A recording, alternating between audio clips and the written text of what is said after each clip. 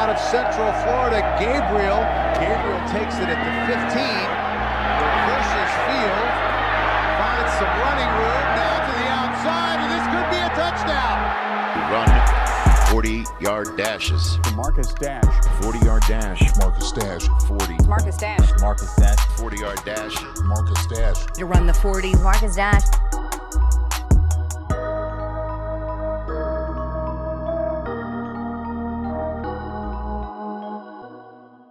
Welcome back to Running the 40. I'm your host, Marcus Dash. Today, we're talking to former NFL wide receiver Doug Gabriel.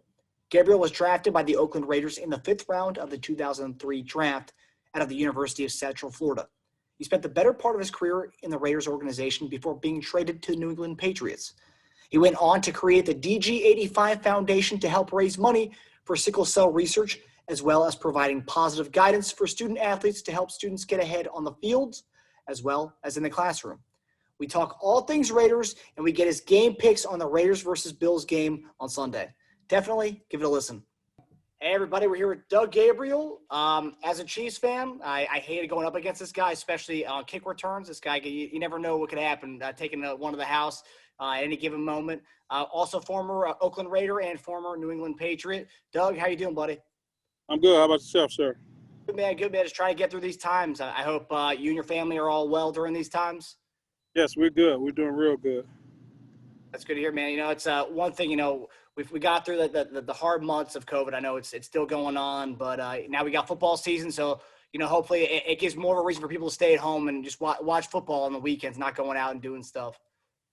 Yeah, they give us something good. Yes, sir.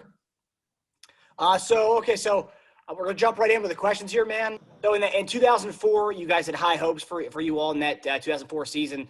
What do you think would have happened if Rich Gannon hadn't gotten hurt in the beginning of that season? Oh, that would have been great. It's, you know, everybody know you need to star quarterback that is going to command the field and stuff like that. So losing him, and then we went through multiple quarterbacks that year, kind of messed up a whole lot. So it messed up the whole game plan that year. Yeah, and kind of with that, with like I guess a year or two later, you guys had a very kind of stellar receiving core with you, Randy Moss, Jerry Porter, Ronald Curry. You can't forget Ronald Curry from UNC. That's four big fast wide receivers. How, I guess, in your years of playing in the NFL and when you're in college, how talented of a group was that? Well, you know, that year we was rated as the -- receiving group in the NFL that year, and that was the great thing about that year. But it was just, you know, everybody had a whole lot of high hopes for us, and we was ready to go that season. And again, we went through the whole quarterback situation. Yeah, and that was the I guess, and people remember Kerry Collins as kind of a guy who could chuck it a mile, but as far as decision making, that was kind of up in the air, right? Yeah. He had a great arm. I'll say, between all the quarterbacks I played for, I love playing with Kerry because, one, most of my route was always deep anyway. You know, I had all go routes, posts, deep ends, and stuff like that, and comeback. So that was one of the things that, you know, Kerry was good at, and it helped us out. Right. Now, kind of with the Kerry Collins, in 2005, that was the year you guys played New England on Monday night, first game of the season. What do you remember about that season, and how hyped were you guys going into that season with the NORV Turner, with Kerry Collins' big arm, and Lamont, and all those guys? How kind of hyped up were you guys going into that season, especially that game? You know, we was real excited about this season because we felt like we had a great nucleus around us with the receiving core, the linemen, everyone's coming back, and with our defense, we just felt great because we all came together that whole summer and worked with each other. So we was real happy about that year. And also that year, you also finally had like kind of a mainstay at running back with Lamont Jordan finally being like a bell cow ball carrier. Yes, and he was a bruiser, and we needed that because if we needed certain things, a big run or first down and stuff like that, Lamont was always giving us that. Right, and like, do you kind of see, I guess, trying to make like with the Raiders nowadays, do you see kind of Josh Jacobs in that similar kind of mold as Lamont Jordan? Yes, yeah, I see Josh. He's just like that. Just like that. He's fast. He don't look it, but he's real fast. He's real talented. He's powerful, so you do run behind his pass, and it just love to see him play. I mean, I've been loving watching the last couple of games. Right.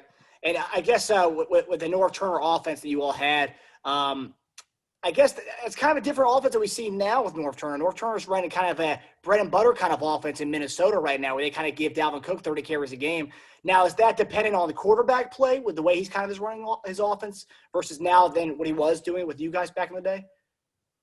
Back in the days, I felt like NORV was, just watching him and being in meetings and stuff like that. His whole thing was trying to find out what was best for the team. And whatever was best for the team, North was always create something that was great. And I loved him as an offensive coordinator because he did give me the biggest opportunity I had my second year. So second, third year at that. He had faith in me and trusted me to go out here and make plays. And, I appreciate him for doing that. And what was kind of the biggest difference from, I guess, the Bill Callahan offense to when you went with North Turner? What was the big? With Callahan's offense, it was more the West Coast, small, short routes, dink and dunks, side routes. Just if we ever threw a deep ball, it was off of a busted coverage and stuff like that. So it was never set things up and then try to take a shot here and there. It was just more so, we just gonna dink and dunk. Right. Yeah, a lot of motions. There was a lot of motions in the West Coast. It was a lot of changing. You can be the Z one play, then you're turning around and be the zebra the next play. So it was always changing for us. So it's like you always had to be on your toes. Now, when you see like the West Coast offense when you played back then, and then when you see, I guess, Andy Reid's kind of hybrid West Coast offense where he's kind of implementing a lot of what you see in college with, like, especially the air raid offense from Texas Tech, kind of implementing that and doing this nouveau riche kind of West Coast offense. Do you think, would you rather play with the offenses that are existing now than what you played back then? Yeah, because it was giving receivers more opportunity than just being, okay, you're the deep route guy or you're the short route. It was, everybody had to be consistent across the board. So you can be, motioning being the slot guy or you can be the outside guy. So it was giving them great opportunities. And seeing these guys play and seeing some of the receivers now who's over 6 feet, because back when I was playing, they wasn't 6 feet, many 6'2", 6'3" receivers back then. Now it's like, that's like a norm. That's a norm. So, and you see how these guys, they big, they fast, they limber, they can go up and get the ball. They can just, get small and everything. So I like it. I'm loving it. Yeah, and I know as a former Raider, you're probably not big on watching Chiefs games, but just as a football fan, do you enjoy watching the Chiefs the way they run the offense? You know what? I'm not going to agree with I love the Chiefs, but that Mahomes, he's an athlete, man. You just got to love to see him play. If anybody says anything different, then they're just been jealous. Me, I love watching him play. Just seeing him, it's just like poetry in motion. It was just nice just to see him the way he's playing. Run one direction and can toss it the other direction. Him knowing where every player should be and stuff like that. It's amazing. It's like basically like watching Breeze, but it was like a new version type. You know what I mean? It was a new version type to where he is like creating his own lane. He's not in the same lane as like Tom Brady or none of them. Rivers. He's not doing anything. He's got his own lane and it's working well for him. Well, it's working well for him and the organization. So, good job for him. And I know Al Davis was big on the long ball, and that was kind of his MO for years and years and years. Do you think if Al Davis was alive today, do you think he'd want a Patrick Mahomes, or do you think he'd be rolling his grave right now seeing that the Chiefs have a Patrick Mahomes and the Raiders don't have that? He probably would, because one thing about it, Al was always, God rest, so he was just more so Al know football. And for the few conversations I had with him when I was playing, just, for him to tell me what I can bring to the table and not thinking that, it would come to pass, and it did. And he would have loved it. He would have loved it because he was built. He loved speed. If you was like saying Mahomes, he can run a ball, he can pass the ball, he can read, he can do it all. Seeing that, yeah, I would have loved to play like that. Kind of take it back to your playing days. So in 2006, that's the year you got traded from Oakland to New England. But in that offseason, Art Shell came on board, and it was kind of supposed to be like a big kind of renewed sense of, the old days in Oakland, right? But then it kind of turned out to be a kind of a disaster. Jerry Porter was parking in Art Shell's parking spot. Lots of things were happening. And I remember where Jerry Porter wore a championship belt or something. A lot of stuff happened that offseason. What kind of happened with that Raiders team that year? I know you were only there till September, but what happened that year? Well, it was just more so I don't think everybody bought in. Everybody didn't buy in. He felt like it was, his way or no way, or he felt like it had to be, and I hate to say it, it was going to be like the 1990s or 80s type coaching, to where you want to practice 3 days, 3 times a day, stuff like that. And most players weren't going for it. Like, they weren't going for it. And I'm not saying they were being rebellious, but it was like, trying to, talk to them and tell them, listen, coach, that stuff didn't work. You sit and run your players down, and then they get hurt and they injured and stuff like that. You don't know how them. He wasn't trying to hear it. I don't know if he was just trying to run people off, or do certain things where he was trying to clean house or get rid of, he called bad apples and stuff like that. It just, people weren't buying in. People weren't buying in. Because when I was in New England, I was getting calls from Randy, JP, and RC, just like, oh God, here go another week. So it was like, oh, I say, man, I'm over here. And for me, I wanted to stay with the Raiders and stuff like that because I love the organization. I love the Raiders organization. I love the Davis family for giving me the opportunity, and still, being a part of my family's life today. I didn't, but it's a business, you know what I mean? And you kind of mentioned it being kind of an old school football, 80s and 90s.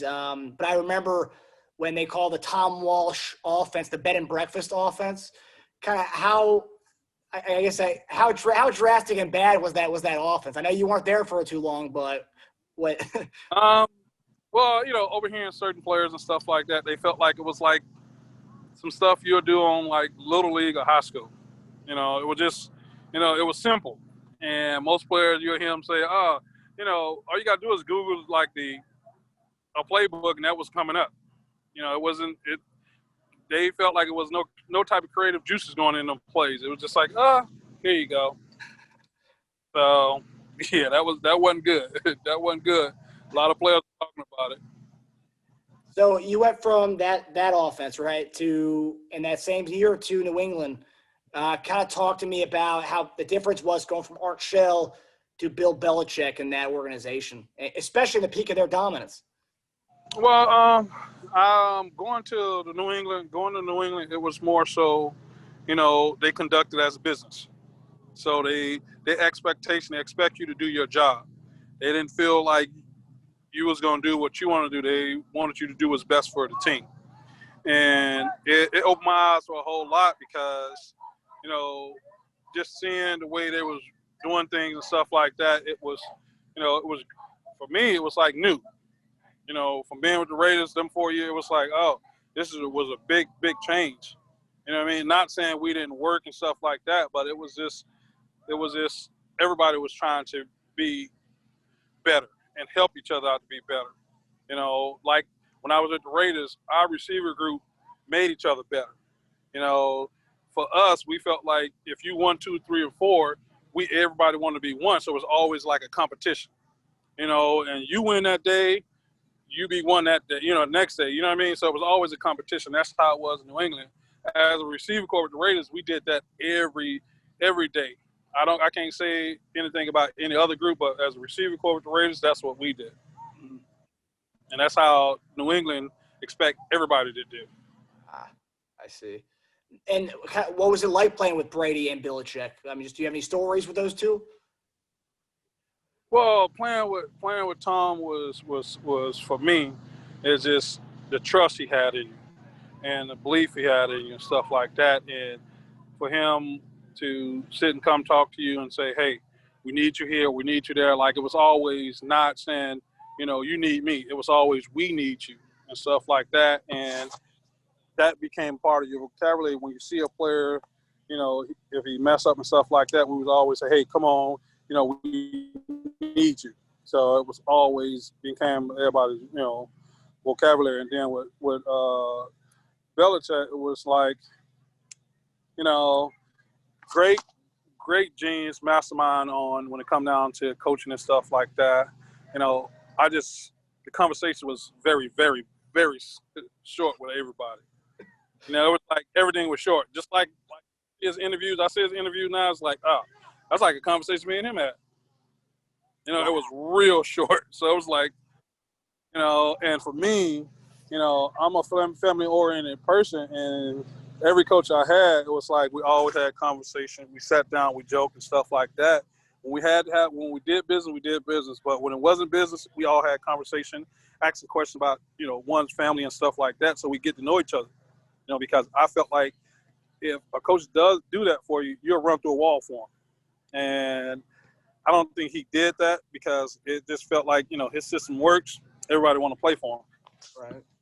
And then, for me, I just felt that whole distance wasn't good. Interesting. And it was McDaniels the offensive coordinator at that time? Yeah. Yes. And yes, Josh was the offensive coordinator, and I loved him. He had a package for each player. And it was like, good God.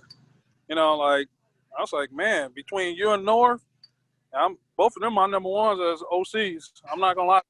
They both were number ones as my OCs because they knew how to look at a player, see how the player runs and stuff like that. He developed a package for that guy. Like, do you, when seeing how he's kind of adapted the playbook now from Brady to Cam, are you not surprised that's what just Josh? No, I'm not surprised. That's just who he is.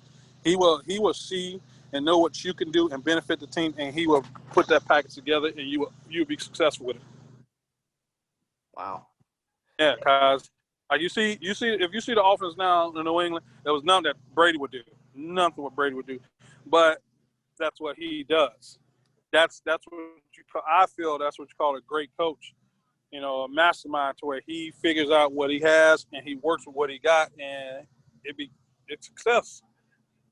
And I didn't watching the game between them and the Raiders. I didn't know who to vote for, but would go for it. But my team is the Raiders.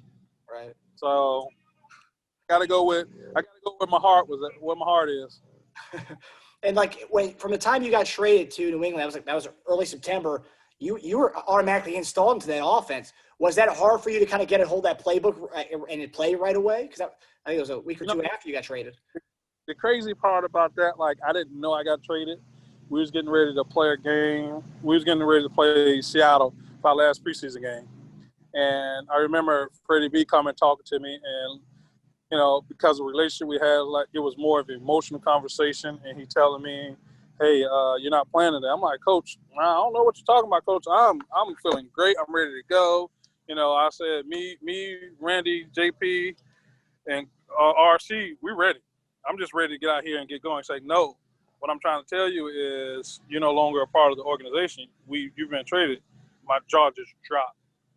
And it was bittersweet. And next thing I knew, the game was over. We're flying back to Oakland. Car service there. I go to San Francisco, take a red eye, get to Boston, take a physical. And during the whole time waiting for the physical to be done, I'm trying to go through this playbook. Wow. It was like, I was like, oh, I guess this, and that's when I was like, yeah, this is a business. It was a business. And knowing I was part of the Raiders, game plan to be going to New England, now it's like, I got to learn all this stuff. And it was like, God, that was crazy because remember, the 4 years I had Callahan, NORV, Turner, Art Shell. So I had 3 playbooks. Now I'm going to my 4th one in 5 years. So it was like, oh, yeah. So 4 and 5 years, thinking about the fact that I had, I don't know, 15 total quarterbacks, and then going to quarterback in New England was like, oh, this is gonna be crazy. It's gonna be fun because now he knows me, I know the way he throws and stuff like that. You getting the whole camaraderie going. It's like, oh, okay. So I was excited about that part, but I was real hurt that I felt like I had to leave my family. Right. But again, it was a business. Man. And I guess there's more stability for you because it wasn't like a quarterback carousel over there. You knew who your guy was, and that was going to be it, barring any injury. So I guess that was a blessing for you. Yes, yeah, it was. It was. So going on the Raiders right now, I know you say you're still a big Raider fan. It's still part of your family. What are your thoughts on the Raiders season so far, and what do you think about Derek Carr and that kind of the future there for him? You know what? Carr is a quarterback. I think that, everybody go through, ups and downs and stuff like that. But I think they got a great, stable, a solid team. I think they have a great, solid team. People don't believe it, but I believe that they can push and get into the playoffs and probably deep into the playoffs. If they all understand that, they need to work with each other instead of just doing your thing and he's doing their thing, and leave the media. I'll always say leave the media out of it. Just leave the media out of it. You have to talk to them, say what you have to say, but keep it short. Don't get all involved into it and stuff like that because, negativity sells. Negativity sells. People don't want to hear and see anything positive. So negative always sells, and that was one of the things that I feel if the Raiders just stay away from all the negative, they'll be great. Like I'm ready to open up the stadium so I can go in there. They sent us our, commemorative bricks. They gave us all bricks and stuff like that. Listen, I was so excited about that one. I was so excited. That's why I say, I love the organization because it's like a family. And to do that, and you don't have to, oh, God. Especially let my son see that and stuff like that is amazing. For sure. And I know that, Gruden comes from that Mike Holmgren, Andy Reid tree. So they're big on their quarterbacks and their guys, right? And I guess Derek Carr was not his guy. So I guess one thing you say, leave the media out of it, but I guess let's say the Raiders, go 6-10 or 7-9, they don't make the playoffs. If you're the Raiders and you're Gruden, do you look for your next guy, or do you go to the draft and draft a quarterback high and let him compete with Carr, or what do you do about that situation? Knowing that situation, that might happen because Gruden does want to groom his guy, stuff like that, and he used to doing stuff like that. So, a zebra never changes stripes. So, that's one of the things that I know. I'll be like, oh well, but I know Gruden. That's what he loved, and he's a great mastermind because remember, Callahan offense was his offense. That's why they won the Super Bowl. You can't run offense; that just don't work. So that's one of the things. He's gonna figure it out. He's gonna figure it out. All right, let's shift away a little bit from football for a second here. So since your playing career, you launched the Doug Gabriel 85 Foundation, DG 85 Foundation. Just go to your website and kind of looking through that and your Facebook page. It looks like phenomenal stuff. Can you kind of talk to us a little bit about that? Oh yeah, my foundation started back in 2004 when my son went through he had to have a blood transfusion and he was having a sickle cell crisis. So I felt like I wanted to figure out more and so I could help my son out. So I started doing more stuff like the Morris Clinic with sickle cell research and stuff like that. So I really dived into that and I was trying to figure out more ways to help. So it was more so like them.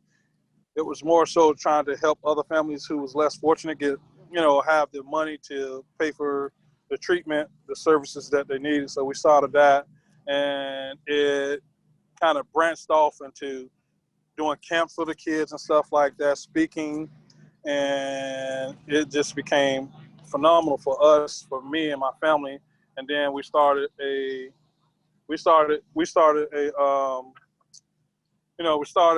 just doing camps, and then I started coaching.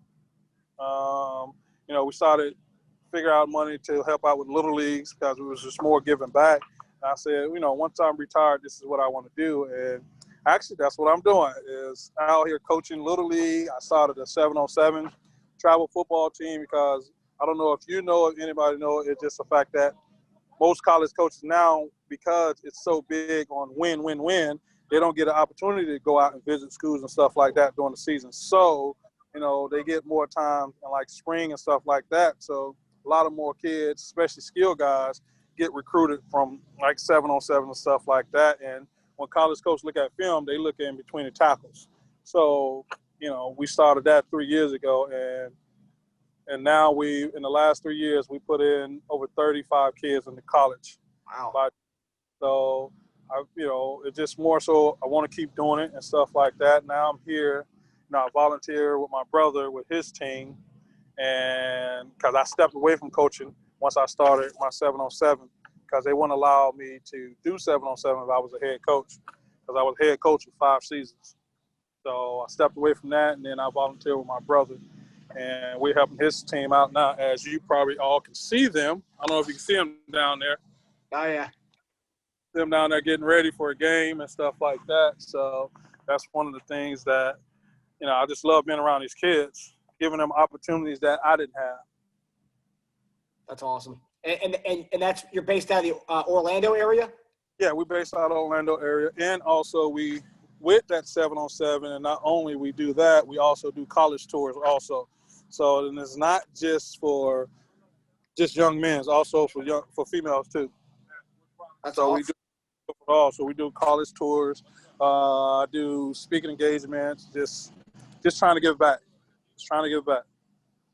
That's awesome. And, it's one of those things, you see in the current climate that's going on right now, you see a lot of this, but you've been doing this since 2004, since you had a voice in the league and a platform. That's fantastic, man. So yeah, I'm trying to use it. I mean, I talked to Drayton Florence, that's one of my guys, and he started his a couple years ago, and I think he started in the back. So that was like, yeah, I think this is something going to be. And this is one of the reasons what makes me coach right now. There go my brother. Hey there. What's going on there, buddy? How you doing? Good, how are you? All right.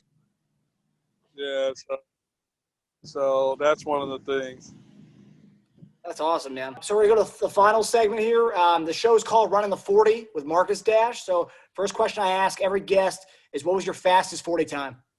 My fastest 40 time was a 4.29. Woo! Was that pro day or combine? That was combine. No, I'm sorry, it's pro day.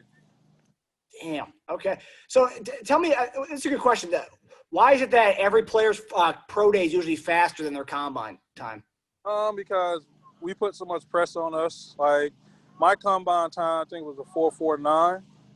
The fastest I ran a 4.49. I ran a 4.51. And I think we put too much pressure on us. Then the muscles tend to give out because of all the training we was doing to try to get ready for it and put so much stress on ourselves. And we tend to tweak a muscle here and there because I tweaked my hamstring, and it was just, it was like all bad. You started thinking negative, like, yeah, you know what I mean? Like, well, we able to do this, we're not going to be able to do that. It was like, just go out there and do your job. Go out there and do what you know you can do. Go out there and have fun. That's good advice right there. Okay, so moving on. So how did you score your first ever NFL touchdown, and who was it against? Say that again? How did you score your first NFL touchdown, and who was it against? Kickoff return against San Diego Chargers. Gabriel takes it at the 15, reverses field, finds some running room, now to the outside, and this could be a touchdown. No one will catch him, and another return for a touchdown by the Raiders, 85 yards.